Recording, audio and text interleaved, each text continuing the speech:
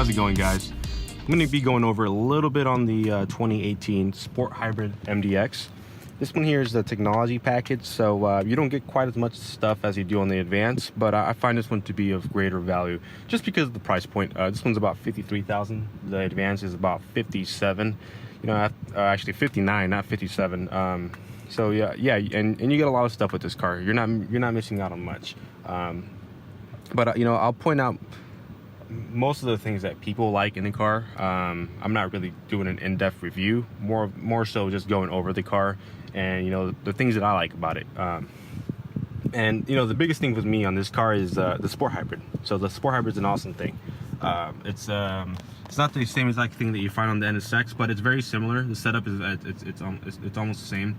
You know, you have the direct drive motor and 2 electric motors on the rear wheels. And that's very similar to what the NSX has. The NSX is it's based on a rear-wheel drive system with 2 electric motors in the front, so you know that makes it a super handling all-wheel drive now. And this one is the same thing but just reversed. You know, direct drive motor, 2 electric motors in the back, not in the front. So, but yeah, it's you get more power than you do in the gasoline engine. You get about 321 horsepower in this car, as opposed to the 290 that you get on the gas engine. And this one actually does have a smaller displacement 6-cylinder. The regular gas engine is it's a 3.5 liter. This one's a 3.0. But hybrid system, yeah, you still get a little bit more power on this. So, and actually another thing to note, because of that engine, they keep the weight about the same as the regular gas engine. So even though it has the hybrid system, it weighs about the same, not much different. And it's a nice car. I like the features that it has. You know, they have the little power distribution monitor here just to tell you what your battery is doing, how it's recharging, where the power is being sent to on the wheels. So it's a nice system. Everything feels nice. All the leather is soft touch. You do have some hard plastics here and there, but you know, it's an Acura. You know, it's not a full-out luxury car. All right, guys, I'm back. For those of you who are gonna be a little curious as to what I got myself, came to Burger King. I wanted to, you know, save a little bit of money, not spend too much, even though I do eat out almost like every day. But yeah, back to the car. It's a nice car. I like it. Honestly, I don't know where I left off, but you know, I'll just talk about some other things, right? Well, to bring this one up, I have the brake hold system on right now, because I'm in the drive-thru, and that thing's awesome, man. I mean, I just, you know, turn that thing on, come to a stop, and it holds the brake for me. Foot's not on the gas. Another thing, since I'm down there, on the Sport Hybrid system, you do get these little sport pedals with the brushed aluminum. It's a nice little touch. Kind of separates itself from the regular MDX because that just has regular plastic. And another little different detail is this power button here. So on the regular MDX, it says engine start. This one just says power. You know, it makes sense. You know, has the hybrid system, so you know, why not? Things that I like about this car, there's actually a lot. There's a lot that I like about this car. It's simple, it's practical. You do feel like you're in a luxury car. There's, you know, obviously there's things that, you know, don't feel so luxurious. You know, it's a Honda product, and I don't mean that as a bad thing. You know, it's you know, it's about saving money, and you can tell where they cut costs. You know, like plastics like this little hard plastic there, here in the bottom of the car. And I'm okay with that because I don't want to spend $60,000, $70,000, $80,000 for a luxury car. I'm okay with spending 50 grand, and I know a lot of you are, and you do get a lot with this car. It's an awesome car, and like I said before, the best part of this car is the performance. The way it handles, the way it drives is awesome. The sound system is cool. I like it. It's not a name brand. It's a in-house from Acura. It's the Acura, the ELS premium studio sound. I like it a lot. I have no complaints there. It's about 500 watts of power. If I'm wrong, I'm sure someone will correct me, but it's about 500. Sirius XM, Apple CarPlay, Android Auto. So you know, all the must-haves this car does have. Another thing that a lot of people ask for on this car is it's little things, actually, not even big things. It's just like the tailgate. Everyone always wants, you know, that foot motion tailgate. This one doesn't have it. You only have it on your key fob. You can do it on your key fob or from inside the car. You got a little button right there. So it's yeah, you don't have the motion, but I'm sure Acura will implement that, you know, sometime in the coming future. It's an all-around good package. You get a lot of value for this car. And again, I'm coming up to my my food. Okay, so I'll be right back. So a little bit more about the car. This is what the key fob looks like. It doesn't have remote engine start, and you have that for the technology and the advanced package. It's a nice looking remote.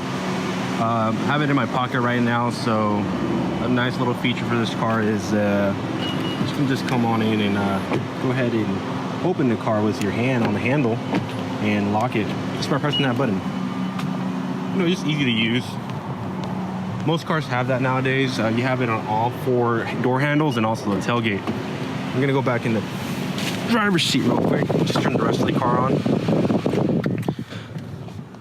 Right now, it should be running on batteries. A little bit more about the features that people will care about is lane keep assist, adaptive cruise control. So the lane keep assist system actually does keep you in the center of the lane. It works very good for not for hard turns, just for light steering. You could just leave it on and take your hands off the wheel, and it will take those light turns. But anything more severe, like a hard turn, I do not recommend to keep your hands off the steering wheel. To keep them on. But it does work. I like it. I do use it from time to time on the highway, only on the highway. And the adaptive cruise control system is awesome. I mean, just take your foot off the gas and you can just let the car take itself. It does come to a complete stop too, which is another neat thing. So if you're in that stop and go traffic on the freeway, you get that a lot here in the Sacramento area. Onboard navigation. Click that thing there, you can bring the full screen back up. I like having the power distribution monitor up there, so I always keep a split screen like that. And smartphone right here. If you have your cable in the car, have the USB down here. This little USB port right there. Hook your phone up, pops it right there in your top screen, mirrors your phone. Apple CarPlay or Android Auto, depending on what you have. I have an iPhone. It works great, works real fast, very efficient, very fast processing. So it's a good system. I like it. It's a good thing that they upgraded it. It wasn't available in the 17 model, but they have it now for the 18 MDX and also the TLX. You're gonna have that for the 2019 RDX and the rest of the lineup, but for now, only the MDX and TLX have that available. Another big thing is the electronic gear selector. You have park, reverse, neutral, drive, and this right here, dynamic mode. I don't know if you can read it, is your different driving modes. You can see up here in the front, when I toggle through, you have a comfort, normal, sport, and sport plus. I like driving the car in sport, and what that actually changes is your shift points in your transmission and your electronic power steering. So if you have it in sport mode, you have a little bit more direct steering. You feel the weight in the steering wheel for sure. It's I like the way it drives. It's all preference. A lot of people just keep it in normal. I like it the best in sport mode. That's just my preference, but you know, to each their own. You have memory seats here, driver 1, driver 2. Very easy to set, just like any other car. Not much different, but you have a 10-way powered seats for the driver and an 8-way for the passenger. You do have lumbar as well, and that's only for the technology package. And you don't have lumbar for the passenger unless you go up to the advanced package. Now for the rear seats, you do have pretty ample room back here. I'm about 6 feet tall. The seat in the front is set for in my preference. So just imagine this, me sitting in the front and now me here in the rear. I still have pretty good leg room. I'm comfortable back here.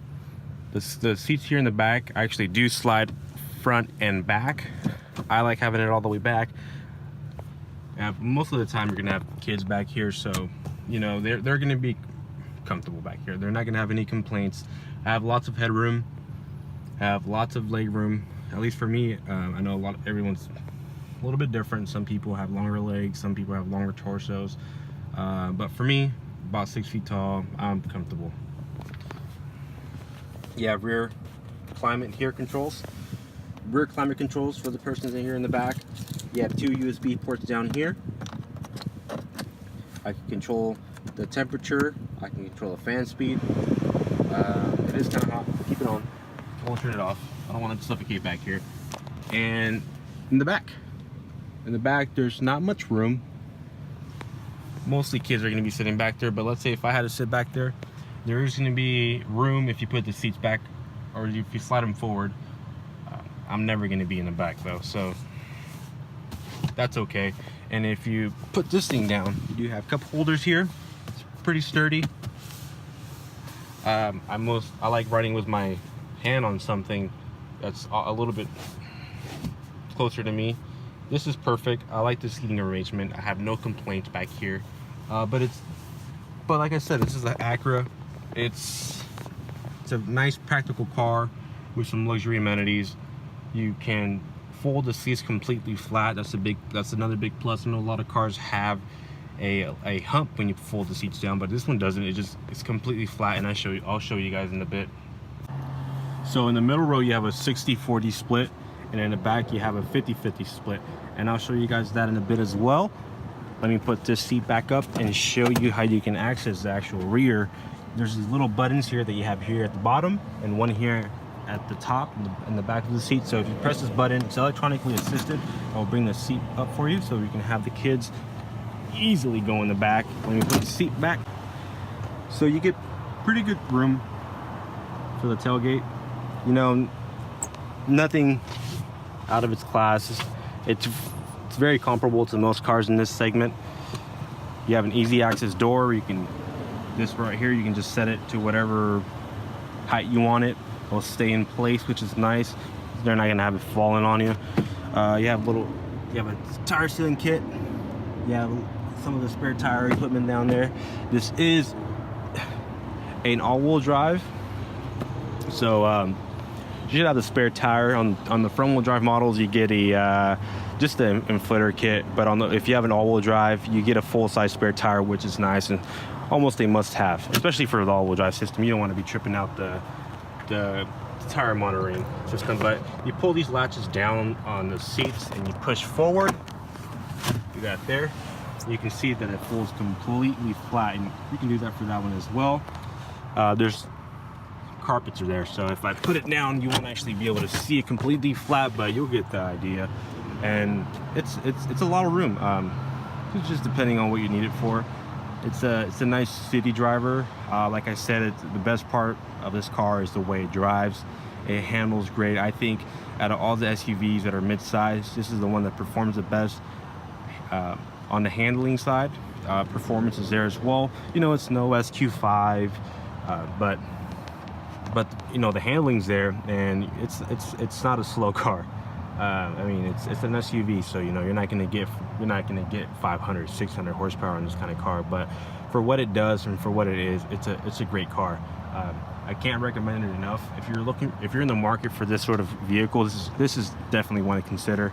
It might be out of some people's price range, but you know, for what you get, the value is there. It's great. Definitely do recommend it. Most people shop this against the Pilot and the Highlander, which almost is not fair, just because, you know, you're comparing apples to oranges.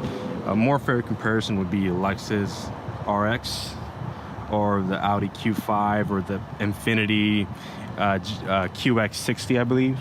But yeah, for what you get, it's a great car. It's a good looking car. It's very aggressive, at least to me it is. For an SUV, this is a very nice looking car. The LEDs look awesome in this car. It's something that I can definitely see myself driving. Do I need the space? Not right now, but you know, I have a kid right now, possibly two. You never know. It's something that I've always considered as a car for myself. But yeah, I can back this car up and say it's a great car. Anyone that's in the market, you know, a hybrid MDX is actually pretty rare. You don't see too many of them, especially in the technology package. So if you're in the market, you know, you can come down to this store. I'll put links in the description, and you know, come check it out, drive it if you get a chance. It's a great car.